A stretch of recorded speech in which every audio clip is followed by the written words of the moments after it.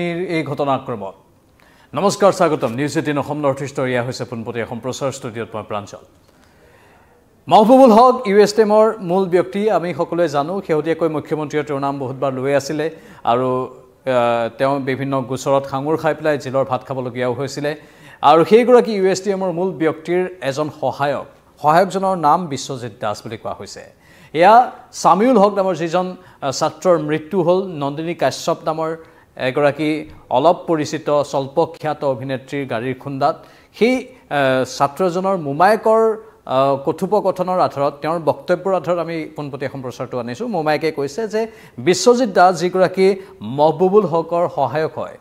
মোমায়েকক হেনো মাহবুবুল হকৰ কাষলৈ লৈ গৈছিলে আৰু তাৰপিছত মাহবুবুল হকৰ কাষত যোৱাৰ পাছত মোমায়েকৰ উপস্থিতিত মাহবুবুল হকে নন্দিনীৰ সৈতে কথা পাতিছিল সেইটো ঘটনাৰ আৰম্ভণিৰ সময় আৰু ফোনত নন্দিনীৰ সৈতে কথা পাতি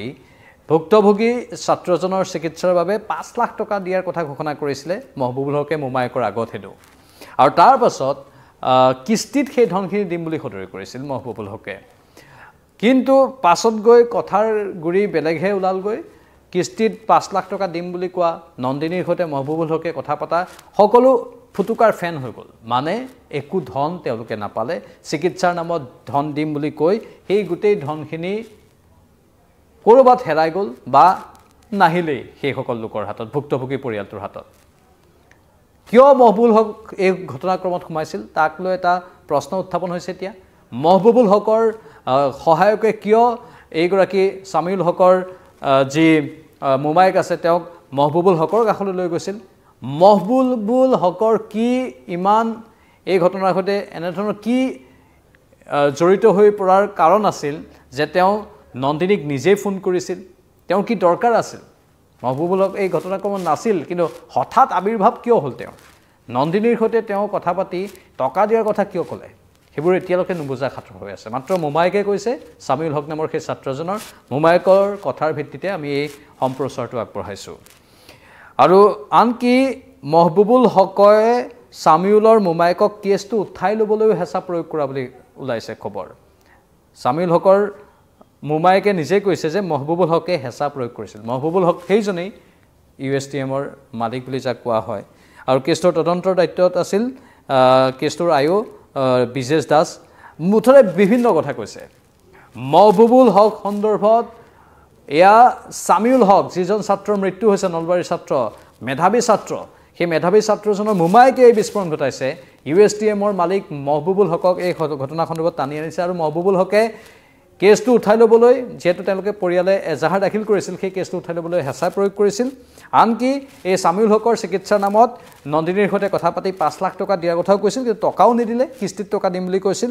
সেই কথা নাৰাখিলে তেওঁ কিন্তু হঠাৎ এই ঘটনাক্ৰমত মাহবুবুল হক কিয় সোমাই পৰিছে সেয়া নুবুজা খাতৰ আমি পুনৰ কৈছোঁ আৰু যিটো গোটেই ঘটনাটোৰ যিখিনি সবিশেষ তথ্য আমাৰ হাতত যিখিনি আছে সেইখিনি বৰ্ণনা দিব বিচাৰিছোঁ আমাৰ হাতলৈ অহা ৰিপৰ্টটো এনেধৰণৰ যে সামিউল হকৰ মোমায়েকে সংবাদমেল সম্বোধন কৰিলে মোমায়েকে সংবাদমেলত এইখিনি কথা সদৰি কৰিছে মুখ্যমন্ত্ৰীৰ ঘোষণাই আমাক সাহস দিছে বুলি কৈছে আইন আমাৰ বাবেও যে আছে সেই কথাটোত আমি আত্মসন্তুষ্টি পাইছোঁ বুলি কৈছে সামিউল হকৰ মোমায়েকে আইন আগতে কেৱল ধনীৰ বাবেহে আছিল এতিয়া দুখীয়াৰ বাবেও আছে সেয়েহে আমি সন্তুষ্টি প্ৰকাশ কৰিছোঁ অভিশপ্ত দুৰ্ঘটনাটোৰ শিহৰণকাৰী বৰ্ণনা দিছে সামিউল হকৰ মোমায়েকে ঘটনা সংঘটিত হোৱাৰ পিছত 100 ডায়েল কৰিছিল প্ৰত্যক্ষদৰ্শীয়ে উদালবাক্ৰা আৰক্ষীৰ সৈতে যোগাযোগো হৈছিল কল কৰোঁতে ভগদত্তপুৰ আউটপোষ্টৰ লগতো যোগাযোগ হোৱা বুলি সদৰি কৰিছে আৰু কনফাৰেন্স লগাই দিছিল উদালবাক্ৰা আৰক্ষীয়ে ভগদত্তপুৰ আৰক্ষীৰ সৈতে সেই নিশা ঘটনাস্থলীত উপস্থিত হৈছিল দিছপুৰ আৰক্ষী পাছত অৱশ্যে সেই কথাটো কৈছে এজাহাৰ দাখিলৰ সময়ত সামিউল হকৰ পৰিয়ালক হাৰাশাস্তি কৰাৰ অভিযোগ উত্থাপন কৰিছে তেওঁলোকে মোবাইল নথিপত্ৰ বিচাৰি হাৰাশাস্তি কৰাৰ অভিযোগ উত্থাপন কৰিছে আৰু কেছটোত জড়িত বিজেশ দাস কেছটোৰ আয়ো হামিদ তেওঁলোকৰ বিৰুদ্ধে বিভিন্ন কথা কৈছে মোমায়েকে আৰু 4জনৰ সাক্ষাৎ লৈছিল সংবাদ মাধ্যমৰ পৰা তেওঁলোকক হেনো বিৰত থাকিবলৈ আহ্বান জনাইছিল সংবাদ মাধ্যমৰ সন্মুখত যাতে কথাবোৰ লৈ নাযায় সামিউল হকৰ পৰিয়ালে তাৰ বাবে আৰক্ষীয়ে হেঁচা প্ৰয়োগ কৰা বুলি অভিযোগ উত্থাপন কৰিছে মোমায়েকে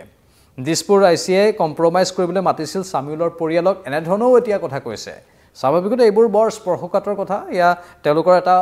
পক্ষৰহে ভাষ্য আমি শুনিছোঁ কিন্তু অতি স্পৰ্শকাতৰ কথা সাধাৰণতে ভাৰতত এইবোৰ হৈয়ে থাকে বুলি ক'ব পাৰি ভাৰতৰ দৰে এখন দেশ যিখন দেশত এনেধৰণৰ ঘটনা আৰক্ষী মেনেজ হৈ যোৱা বা আন একাংশ মেনেজ হৈ যোৱা টকাৰ কাৰণে সকলো সমৰ্পণ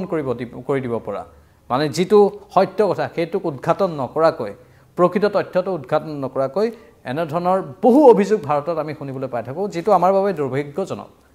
সেইবাবে হয়তো আমি আজিও তৃতীয় বিশ্বৰে নাগৰিক হৈ আছোঁ তৃতীয় বিশ্বৰে এখন দেশৰ নাগৰিক হৈ আছোঁ আমাৰ সেইটো নিজৰ নিজৰ ব্যক্তিত্বৰ কথা প্ৰত্যেকজনৰ নিজৰ নিজৰ কথা দেই সেইবোৰ কথাত আমি মাত মাতিবলৈ নাযাওঁ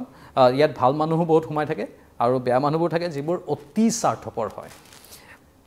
পৰিয়ালৰ কাৰোবাৰ সৈতে এনেকুৱা ঘটনা হ'লেহে চাগে মৰ্মে মৰ্মে উপলব্ধি কৰে আচলতে ভুলবোৰ ক'ত হৈ যায় কিন্তু উপায় নাই আমাৰ দেশখন অতীতৰ পৰা এনেকৈ চলি আহিছে কোনে চলাই আছে এনেকৈ কি ক'ম তাৰ ব্যাখ্যা দিবলৈ গ'লে বহুখিনি কথা আহি পৰে যিবোৰ অলপ বিতৰ্কিত হৈ যায় নন্দিনী কাশ্যপৰ পিতৃয়ে কৈছিল মেডিকেল কৰিম বুলি নাম সাঙুৰ খাইছে USTMৰ স্বত্বাধিকাৰী মহবুবুল হকৰ ইতিমধ্যে আমি কৈছোঁ বিশ্বজিৎ দাস নামৰ এজন মহবুবুল হকৰ সহায়কে মেঘালয়লৈ লৈ গৈছিল চামিউলৰ মোমায়েকক মেঘালয়লৈ অৰ্থাৎ USTMলৈ লৈ গৈছিল university of science and technology Meghalaya আৰু তাতেই মোমায়েকৰ উপস্থিতিত মহবুবুল হকে হেনো নন্দিনীৰ সৈতে কথা পাতিছিল ফোনত 5 লাখ টকা দিয়াৰ কথা কৈছিল এই চামিউল হক নামৰ ছাত্ৰজনৰ চিকিৎসাৰ বাবে 24 তাৰিখৰ ঘটনা এয়া 3টা কিস্তিত আদায় দিয়া কথা আছিল কিন্তু 3টা কিস্তিত ধন নিদিলে এটকাও নাপালে চামিউল হকৰ পৰিয়ালে চিকিৎসাৰ বাবদ চামিউলৰ মোমায়েকক কেছটো উঠাই ল'বলৈ হেঁচা প্ৰয়োগ কৰা বুলিও কোৱা হৈছে মুঠতে এই ঘটনা এতিয়া গৰম হৈ পৰিছে এই ঘটনাত এতিয়া বিভিন্নজনৰ নাম সাঙুৰ খাই পৰিছে আৰু আৰক্ষীৰ বিৰুদ্ধেও চামিউল হকৰ মোমায়েকে বিভিন্ন কথা কৈছে কিছু টেলিফোনিক ৰেকৰ্ডিঙো আছে এই মুহূৰ্তত আমি শুনাব পাৰিম নে নোৱাৰিম নাজানো কাৰণ সেইখিনিৰ এটা পুষ্টি কৰিব লাগিব সেইখিনি কিমান সত্য কিমান অসত্য সেইখিনি ভালদৰে চালি জাৰি চাব লাগিব সেয়েহে টেলিফোনিক বাৰ্তালাপটো মোৰ লগত আছে যদিও বা আমাৰ লগত আছে যদিও আমি এই মুহূৰ্তত শুনোৱাটো কিমান যুক্তিসংগত হ'ব নাজানো পৰৱৰ্তী সময়ত যদি আমি আমাৰ সম্পাদনা কক্ষত ভালদৰে আলোচনা কৰি যদি পাৰোঁ দৰ্শকসকলৰ বাবে যদি সেইটো সত্য প্ৰমাণিত হয় সেইটোৰ এটা সম্প্ৰচাৰ বাৰু আমাৰ নিউজ 18ৰ ডিজিটেল মাধ্যমত আপোনালোকে শুনিবলৈ পাব বা টিভিটো আপোনালোকে